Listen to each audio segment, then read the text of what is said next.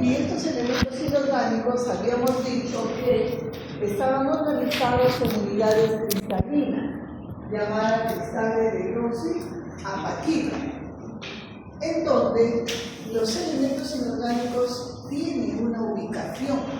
Si ustedes se ponen a analizar, hijos, cómo estamos formados, cómo estamos constituidos, verían ustedes que somos pues un ser perfecto en realidad, ¿no? Que todo tiene una razón de ser. Y en estos cristales, los elementos inorgánicos más resistentes al pH ácido, o sea, son insolubles, se ubican en la superficie. Y si alguno de ellos está ahí es por alguna razón. Y mientras que los elementos inorgánicos lábiles, susceptibles al pH ácido, se ubican en el interior del cristal.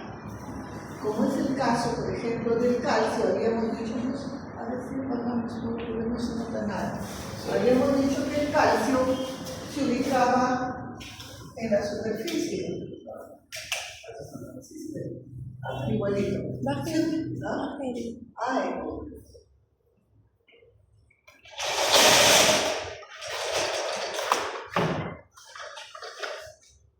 Igualito. Sí. ¿Mejor? Sí. Entonces estoy mal de la vista, yo lo veo igual. Entonces, miren, el calcio, sí, un poquito, se ubicaba en la superficie y en el interior de estos calcios, ¿no?, se iba a encontrar el OH. El OH es un elemento soluble ante el pH ácido. Y es por eso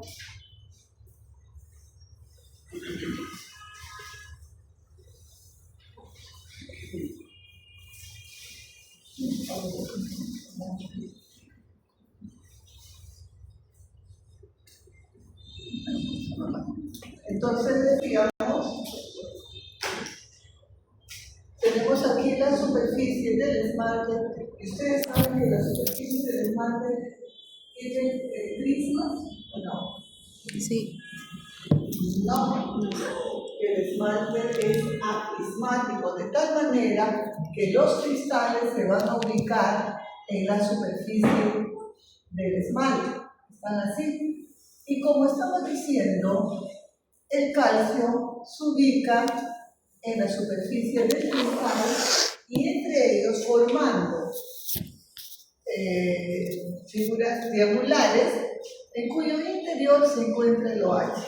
Lo que significa que el OH lo vamos a encontrar en la superficie de estos cristales que están sueltos en el esmalte superficial. De tal manera que cuando ustedes vayan a realizar topicaciones de flúor, el flúor es más electronegativo. De tal manera que este flúor va a desplazar al OH y en el interior del calcio, entonces, tengo aquí calcio, calcio, calcio, en su interior se va a encontrar el OH. Ahora el flúor. Y como el flúor es el elemento más electronegativo, obviamente las fuerzas Coulomb que se establecen ahora entre el calcio y el flúor son mayores. Por lo tanto, o atracciones electrostáticas, es lo mismo que es elevado química, ¿no? De tal manera que esta mayor fuerza que se establece entre el flúor y el calcio van a producir cambios en este cristal, que ahora es un cristal de flúor APA. Ya no tendrá este cristal OH, que es el elemento soluble, por eso se dice que los cristales son más cristalinos. ¿Qué significa cristalinos? Que son puros, que no tienen impurezas, son mucho más grandes y por lo tanto resistentes a la caridad, porque son resistentes al pH ácido. El flúor promueve la remineralización. Y debe ser por eso pues que el OH se ubica en la superficie para que se pueda dar este reemplazo. Esto ha constituido la base teórica para este tratamiento preventivo.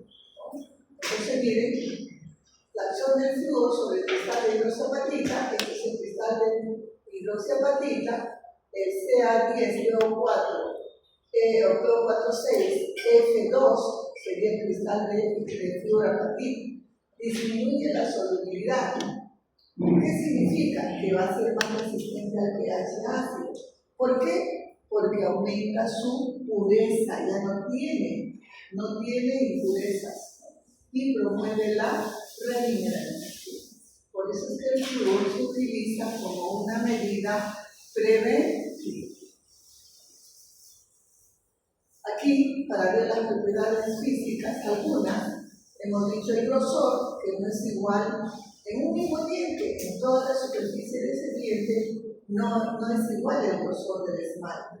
Y si nosotros hablamos de diferentes dientes de este mismo tipo, igualmente hay diferencias.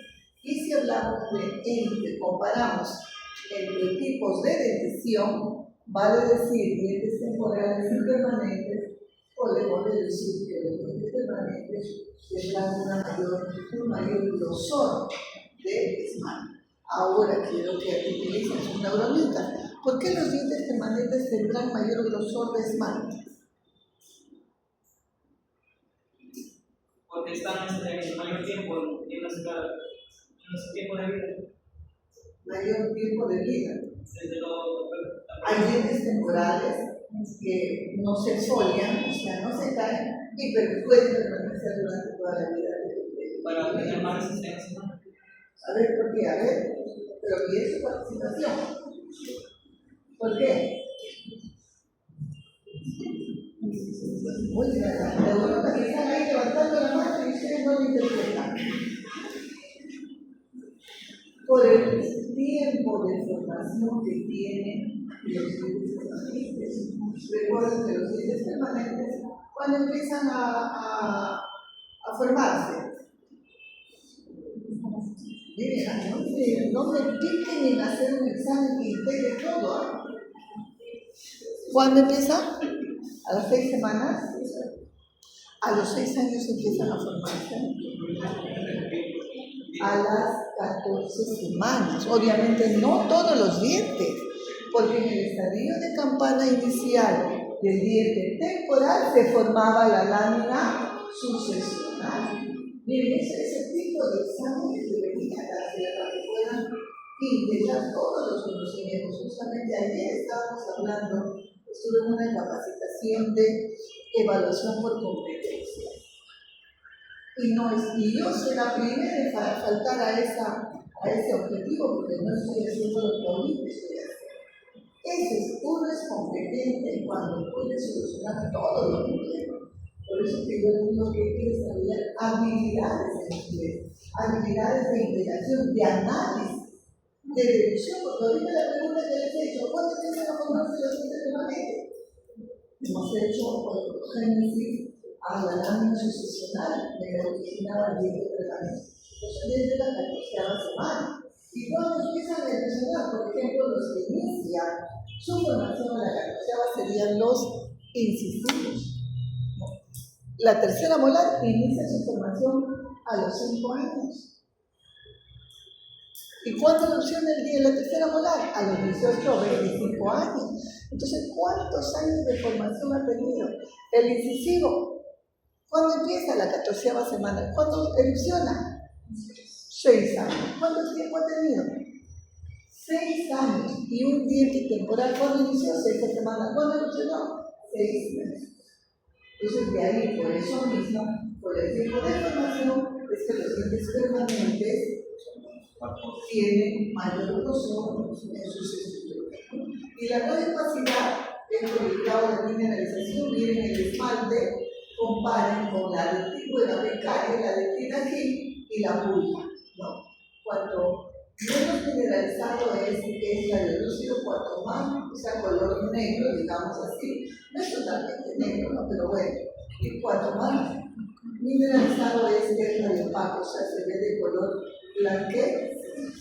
Muy bien, vamos a ver ahora sus características histológicas. Soy muy habladora.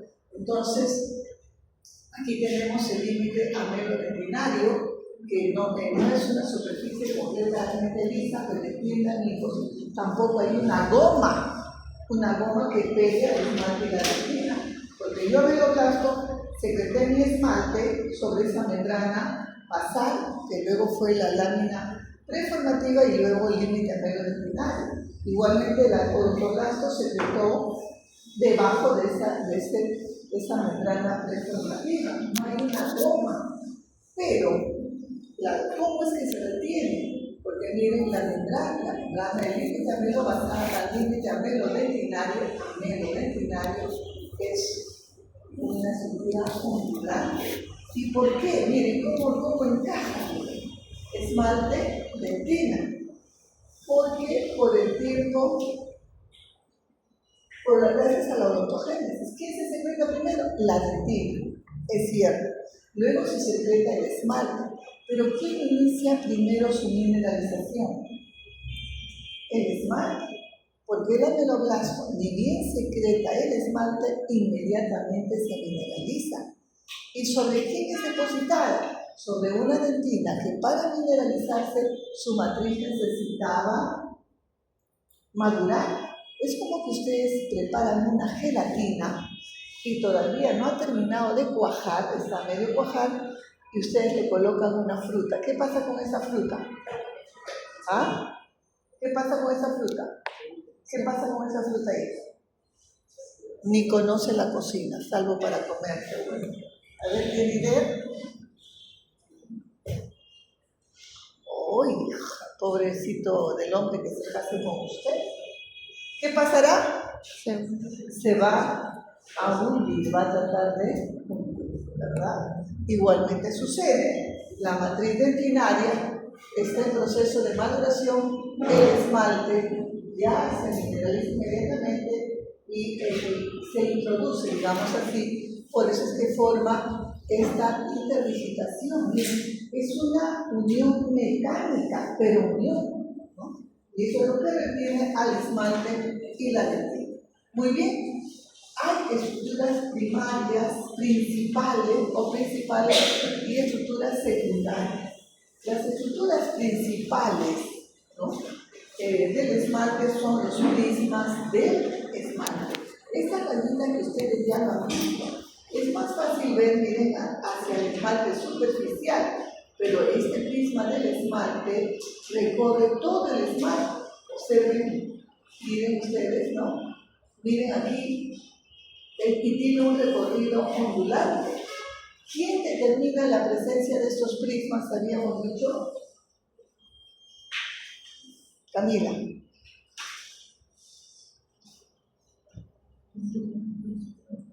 ¿Quién determina los prismas la presencia de los prismas del esmalte?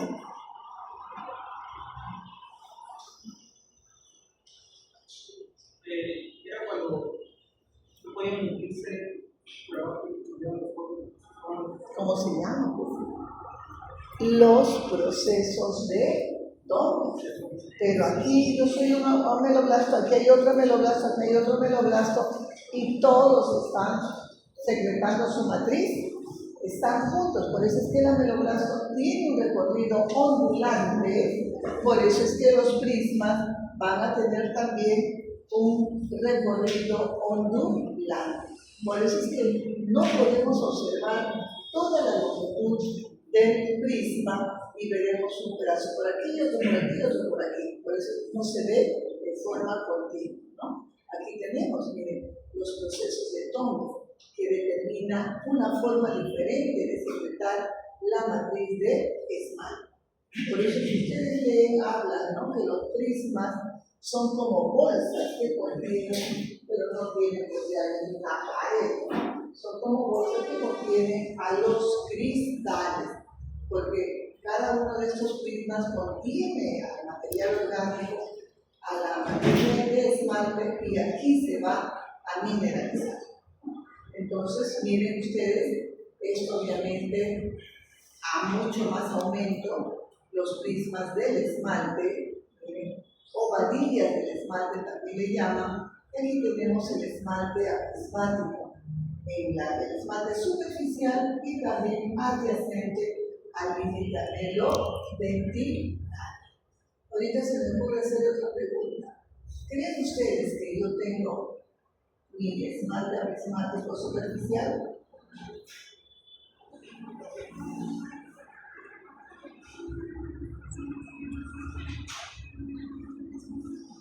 ¿Qué dice?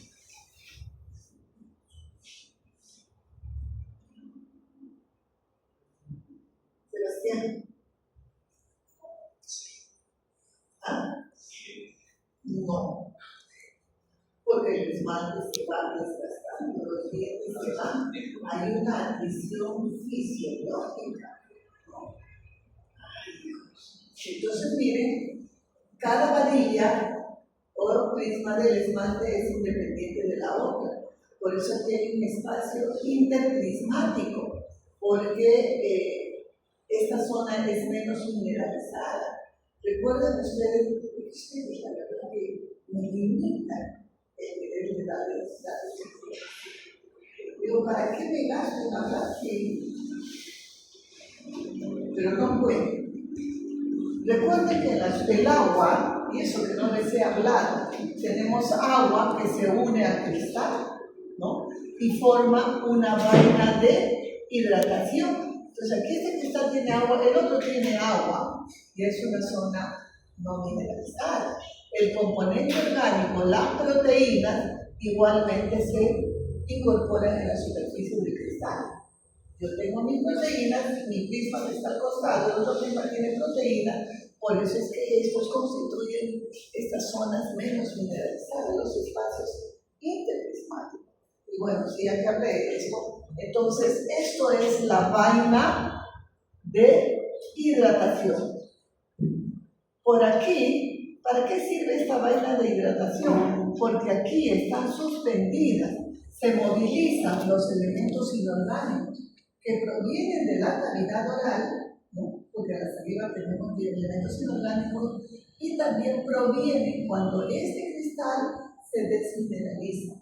Cuando hay una caries dental, ¿no? ¿Qué va a pasar? Se pierden minerales, y esos minerales, se me ocurre el calcio, pasa a esta vaina de hidratación, y la velocidad con que discurren o se movilizan dentro de esta vaina de hidratación va a determinar la velocidad de la incorporación o de remineralización o pérdida de los elementos orgánicos. Aquí hay seminario de flúor. Entonces, miren, esta vaina de hidratación es importante porque determina la velocidad, ¿no? De reincorporación o pérdida de los elementos inorgánicos. Entonces, por eso es que dijo, cuando uno dice carie dental, esto es bioquímica, pues obviamente, ¿no? Yo sé que ustedes no lo reciben. Cuando hay carie dental, decimos se pierden minerales, pero no se pierden definitivamente, porque si el medio es adecuado, estos elementos inorgánicos que se encuentran en la vaina de hidratación se vuelven a reincorporar al cristal de hidróxido APA. Ese es un conocimiento importante. Los elementos inorgánicos liberados en un proceso de desmineralización no se pierden totalmente. ¿Cómo? No. El medio es un elemento que se da saliva y permanece en la vaina de hidratación. Es el medio adecuado. Yo como ahorita, porque ojo, espero que la biología les hable, porque eso es muy bonito e interesante. Cuando la pérdida de minerales se va dando desde que uno está comiendo un dulce. La carie dental es un proceso dinámico, no es un proceso estático donde se pierde nada más. Hay etapas de desmineralización y etapas de remineralización. Y aquí juega un papel importante la saliva. Yo ahorita estoy comiendo un caramelo y mis bacterias están tomando ácido. Y ese ácido está haciendo que se libere minerales, ¿no? Se está desmineralizando. Pero si yo después de comer un montón de caramelos inmediatamente me cepillo, elimino esos restos alimenticios, ¿qué va a pasar? Mi medio adecuado ya no va a ser ese ácido. Mi saliva, que tiene un efecto tampón, ¿no? Tampón, va a inhibir, contrarrestar a esa acidez que hubo y vamos a tener un medio adecuado que favorece la incorporación de esos elementos inorgánicos al cristal de hidroxi-APA. Por eso que a un niño no se le debe impedirle que coma dulces, es imposible. Pero bueno, ¿cuántos caramelos come al día? Ay, yo le doy, doctor, cada media hora para que no se le malore sus dientecitos. Señora, que coma 2 kilos, pero en la mañana un cuarto de kilo, qué sé yo, después al mediodía otra cantidad y en la noche otra cantidad. ¿Por qué? Porque entre la ingesta de dulce y dulce hay un mayor tiempo donde se puede estimular la remineralización. Lea el libro bonito sobre el proceso de desmineralización y remineralización, que espero realmente que lo quieran hacer, ¿no? Pero bueno, entonces cuando ustedes vayan a hacer el lavado ácido, por eso es que es importante prestar atención a las indicaciones del fabricante, porque hay un tiempo que le dicen a ustedes que deben disponer el ácido con la superficie del esmalte. No es porque se le ocurrió, sino son resultados de sus investigaciones. Si le dicen media hora, pues media hora, ¿no? ¿Por qué? Porque en ese tiempo ese ácido está actuando aquí. Pero si ustedes le ponen más, porque ese es el error, el ácido va a hacer que mi material se retenga, pues no le pongo 20 segundos, le pongo 1 minuto. Graso error, porque el objetivo es grabar esta zona, pero si ustedes le ponen más tiempo, ¿qué va a pasar? El ácido va a ingresar al interior del cristal, del prisma. ¿Y qué va a hacer? Desmineralizar a mis cristales de hidroxiapatita. Pueden ustedes hacer una excelente obturación, muy estética, pero el paciente al corto tiempo, a las semanas, puede venir con que se le cayó. Nuevamente le vuelven a hacer lo mismo, otra vez se le cae. Y lo único que están haciendo es debilitar la pieza dental, ¿no? Entonces no digo que esa sea la única razón por la cual se caen estas ubicaciones. Puede ser una de las razones, ¿no? Entonces, respetemos. Tenemos entonces estos espacios interprismáticos que son zonas menos mineralizadas. En un corte transversal, los prismas del esmalte que parecen a los ojos, no, esos de la cerradura, ¿no? Tienen una forma de escama, porque lo digo en el momento, bueno, más o menos ahí así. Miren, en un corte longitudinal, en un corte transversal presentan estas formas de ojo de cerradura, en cuyo interior vamos a tener hijos a los cristales de hidroxiapatita. Este proceso de pérdida de minerales, ¿no?, es también de cómo se disponen esos cristales. Los cristales que se encuentran en el centro del prisma tienen una disposición longitudinal paralela al prisma, pero los que están hacia la superficie del prisma ya tienen una posición casi horizontal, de tal manera que si este cristal superficial del prisma, y aquí tengo el cristal superficial del otro prisma, se interdigita. Por eso es que esta zona, este espacio interprismático, que no es un espacio real, ¿no? Se llama espacio porque es una zona menos mineralizada, porque cada cristal tiene el componente orgánico en su superficie, ¿no? Y observen el prisma del esmalte, que nosotros no lo podemos ver, tenemos unas estrías oscuras y claras que me están indicando la cantidad de esmalte formado por día, que son micras, ya lo hemos visto. Entonces, los prismas del esmalte determinados por la presencia de los procesos de tonos, ¿no? y que contiene los cristales de hidroxiapatita, y son millones de prismas que tiene el esmalte, y va a depender del tipo de pieza dental. Otra estructura que ya lo han visto son las estrías de Rexus. Son estas bandas marrones que vemos, ¿no? Son en realidad líneas concéntricas del esmalte, porque si hacemos un corte transversal, tendríamos esto. Mi esmalte, como se va depositando en forma rítmica, tendríamos esto, ¿no? Líneas concéntricas a la pulpa. Esto será el espacio de la pulpa. Esto. Por eso se le llama también como líneas incrementales. Y que corresponde, se dice, a las etapas de reposo de la anatomía. Porque recuerden que las expresiones rítmicas en etapas de producción y etapas de reposo. Esa es una de las teorías.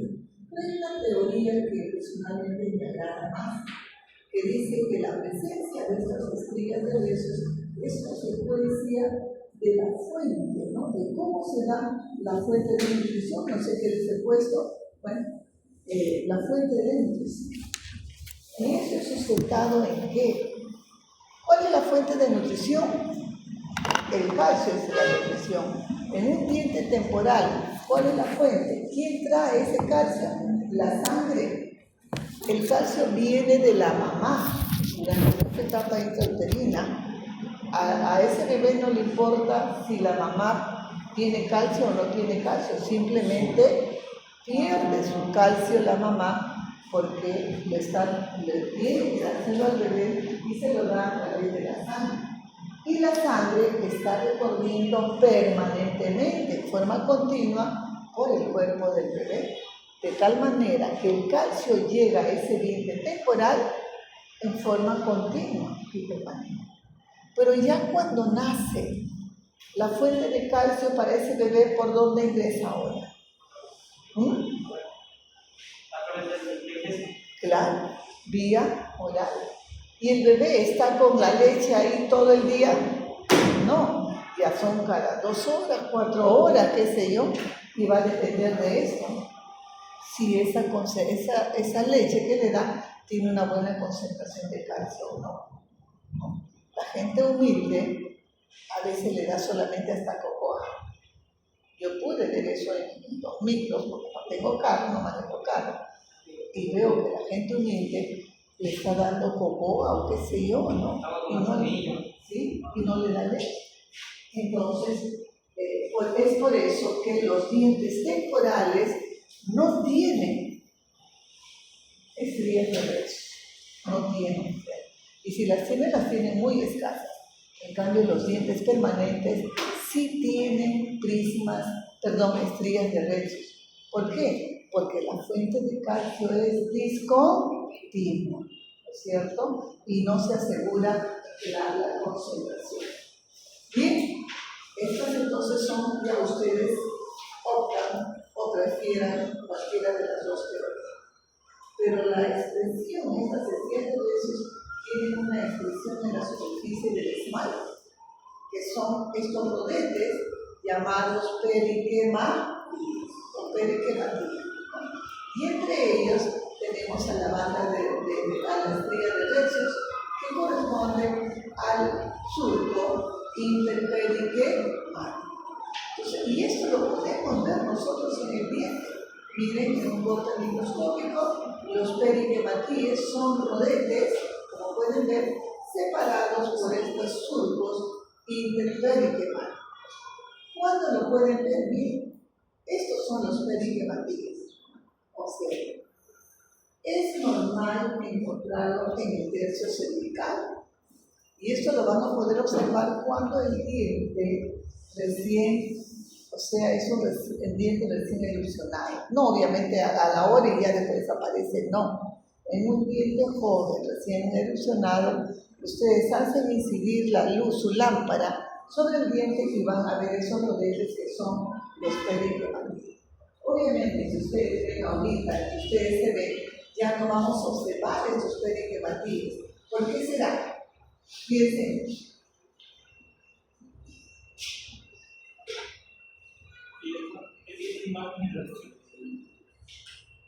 Ya que cuando vimos, Está más generalizado. y vimos una cosita, el calcio se va a incorporar por vía sistémica al bienestar solamente. Ya después de evolucionado, solamente va a pasar pues por los productos que tienen, pero la incorporación es por vía sistémica, pero puede haber una incorporación por los enjuagatorios, aplicación de flor, pero es solamente a nivel superficial.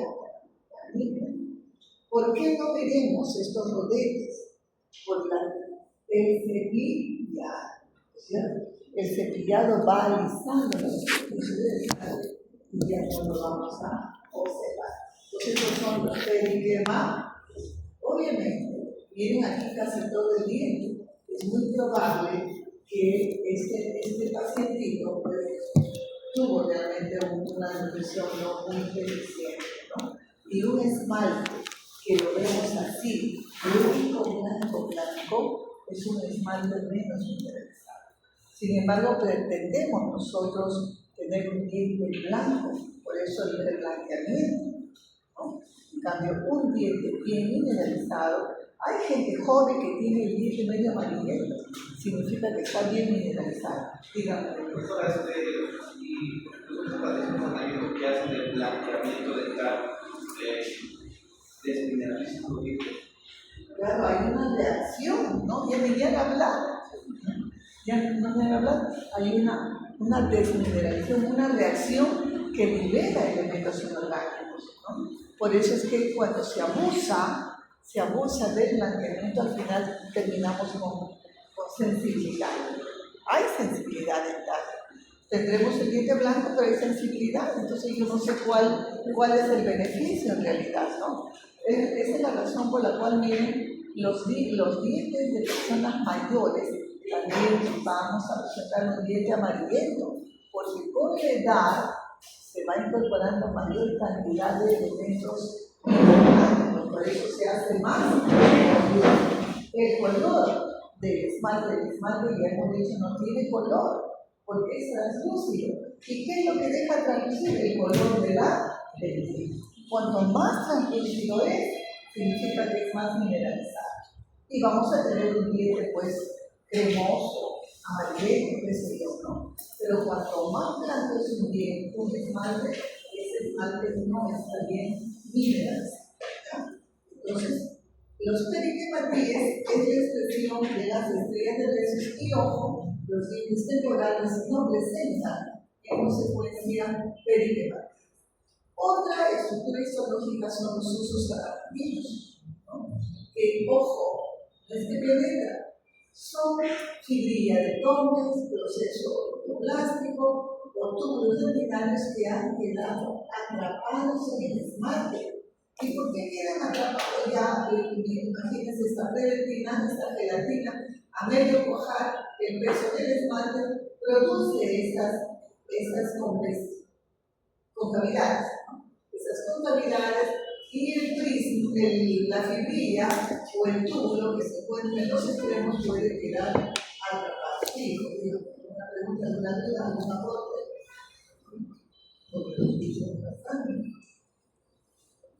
¿Qué es lo que decíamos entonces?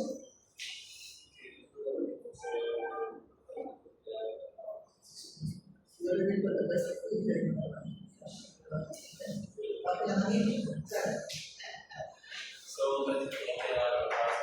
Son restos. Creo que ustedes hemos visto cómo un túbulo anfibio o túbulo desde acá como que está introduciendo, pero no se introduce. No son restos, sino son, es cierto, túbulos, procesos o fibrillas de coco que han quedado atrapadas aquí. Una pregunta. ¿Cree usted? Porque a veces sucede eso. Es mi análisis. Yo soy muy polémica. Soy muy analítica. Hay pacientes, y ustedes lo van a ver, que están trabajando en esmalte y dicen tener sensibilidad. sentirá dolor. El esmalte no puede presentar dolor porque no tiene inervación, pero sin embargo, ¿sucede eso o no? A mí me ha sucedido muchas veces. Y me ponía a pensar, ¿por qué el dolor? ¿No? ¿Por qué? Si realmente siente, no lo sé, pero dije, podría ser que estemos cerca a un uso de la máquina, porque al final de cuentas, estos son parte del dolor. Entonces ya aceptaba el dolor del paciente, no así. Entonces de repente estoy cerca a un uso, por eso yo lo dije, tengo que creerlo, ¿no?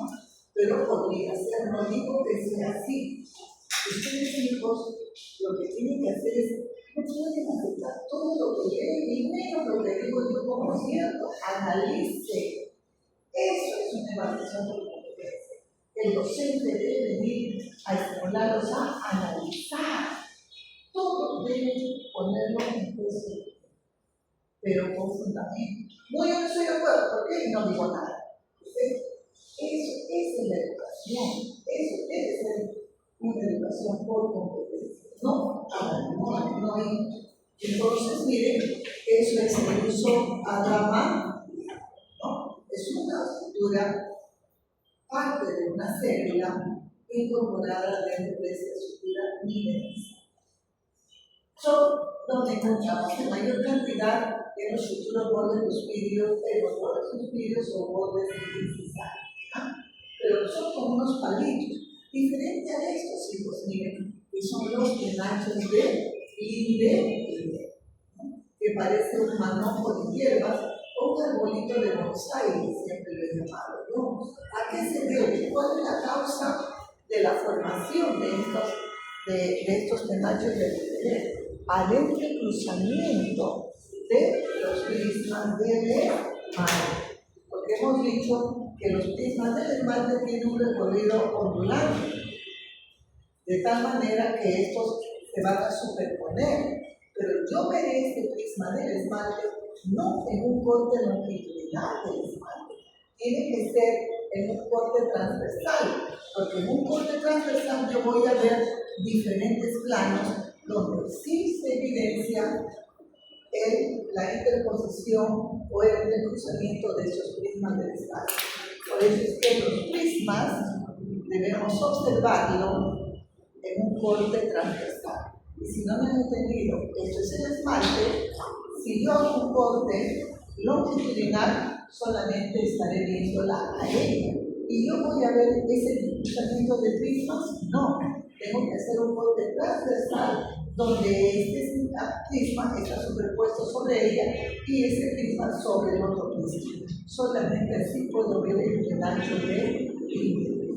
Cuando ustedes lo entienden, les va a ser fácil. Pero si ustedes pretenden memorizar, se olvidan y no les permite analizar, ¿no? Llegar a la respuesta o al diagnóstico porque no lo están analizando.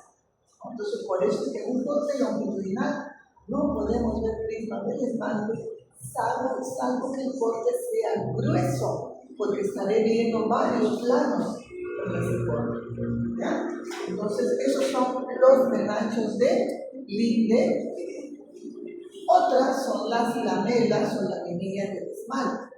Son microfracturas o desquebrar, que implican la separación de los prismas del esmalte. Son como delgados canalitos que se van a producir por esta separación de los prismas. ¿Y por qué es que se producen?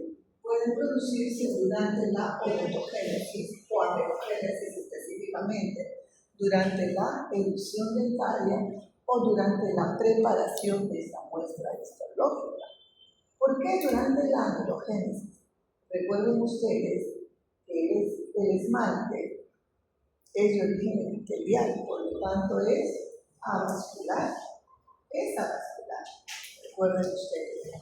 El PIB aquí no tiene células tampoco. Entonces, durante la mineralización del esmalte se crean fuerzas. Es lo mismo cuando trabajan las paredes. Durante el fraguado, el secado, se crean presiones intramateriales y que eso explota como para liberar esa energía, se forman esas microfracturas. Lo mismo sucede aquí.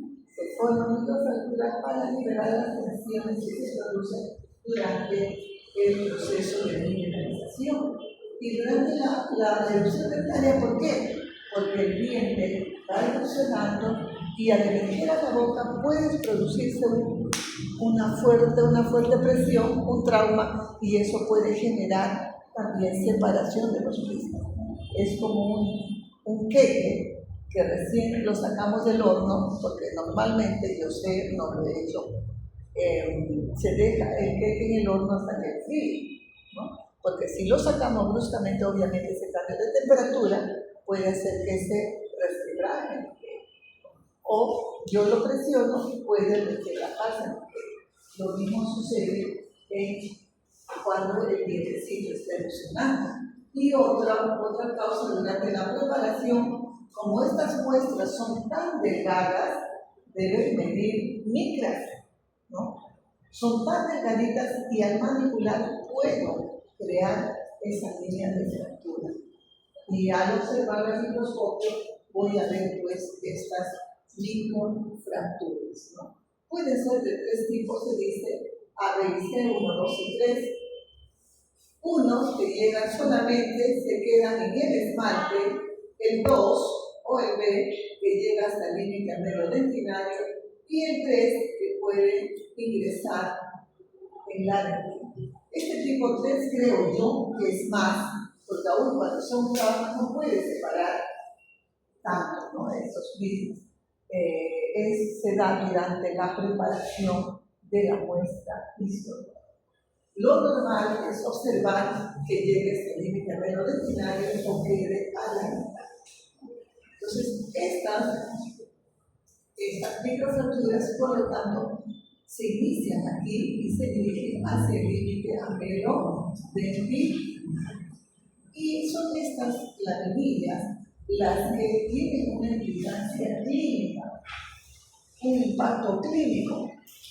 ¿Por qué? Porque como son ahora, esta línea de fracturas o estas lamelas o laminillas del esmalte, sí lo podemos observar clínicamente.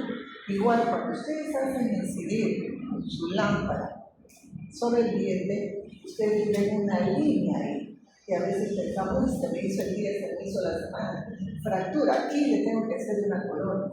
Ustedes pasan el explorador y la superficie es completamente lisa, porque estas microfracturas son internas, no están en la superficie del esmalte.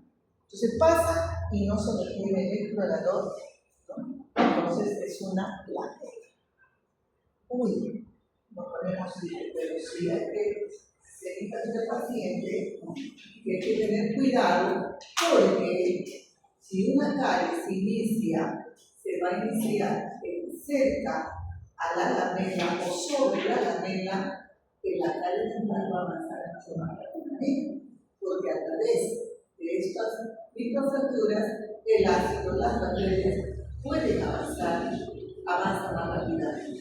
Por eso es que, por estas características que presenta el esmalte, una superficie del esmalte más mineralizada, que tiene cristales de flúor apatita, porque el flúor de la saliva se va a incorporar, y porque puede presentar estas estructuras histológicas, el avance de la carie dental no es igual que la dentina. Ustedes pueden ver, de repente viene el paciente, un puntito, un huequito, y para que no se vaya donde mi, ¿cómo le llaman? No es mi enemigo. Competencia. ¿No? Competencia. Mi competencia, le voy a cobrar barato. Ponen ustedes la fresa y se les derrumba toda la superficie cruzada. ¿Por qué? Porque la pérdida, ojo, de minerales se da a nivel del esmalte subsuperficial, no en el esmalte superficial, porque el esmalte superficial es más mineralizada, presenta cristales de fluorapatita que es resistente a las caries dentales, ¿ya? Entonces, tenga mucho cuidado con eso. O viene el paciente y le dice, doctor, la semana pasada mi diente estaba sanita, apenas salía un huequito, pero ahora he mordido un pan. El paciente dice, un pan, y miren cómo se me ha caído todo el techo del diente, porque esa es la impresión que tiene. No es que recién la carie está empezada. La carie la tiene hace mucho tiempo y la pérdida de minerales se va a dar más a nivel superficial, ¿no? Y una relación que habíamos visto del esmalte es con el cemento. El cemento cubre al esmalte. Una pequeña cantidad, pero lo cubre. ¿Y por qué lo cubre? Porque no el esmalte por el tiempo de formación. Primero se forma el esmalte y luego se forma el cemento y por eso el cubre. Aquí hay un límite, el límite cemento árabe. Ya cuando hablemos complejos dentro de la hablaremos de esto, que puede ser esta relación. Hay una clasificación, la clasificación de Cloquet, que seguramente le va a mandar en redundancia o choque. Se escribe Cloquet y se dice choque, ¿no? Pero bueno, y son diferentes relaciones que se establecen. Si bien es cierto, hay otras estructuras que no se las he mencionado, como por ejemplo las bandas de Shelley, ustedes como les gusta leer, sé que lo van a leer, y no es que no lo sé, sino que no tiene mayor relevancia, por eso no lo menciono.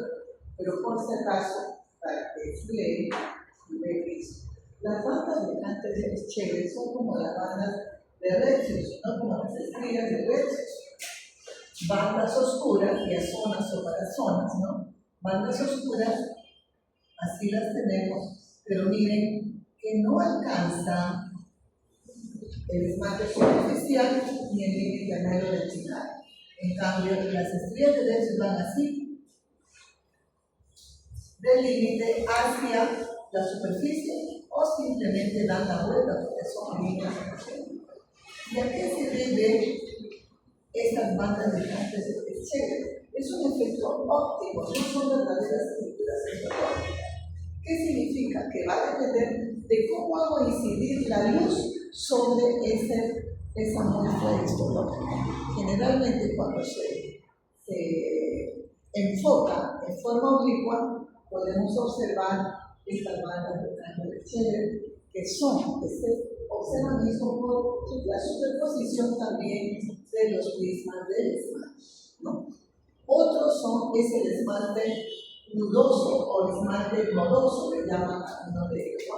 Que a veces en el esmalte vamos a ver unas zonas más oscuras. Igualmente se debe a la superposición de los prismas del esmalte. Entonces podemos concluir que la superposición de los prismas del esmalte me permite observar qué cosa, los drenajes de Siberet, que sí son verdaderas estructuras histológicas. Las bandas, ya. El banco de Shelley, ya. ¿Qué tenemos? ¿Qué tenemos? De eso de cabello, la piel, vamos.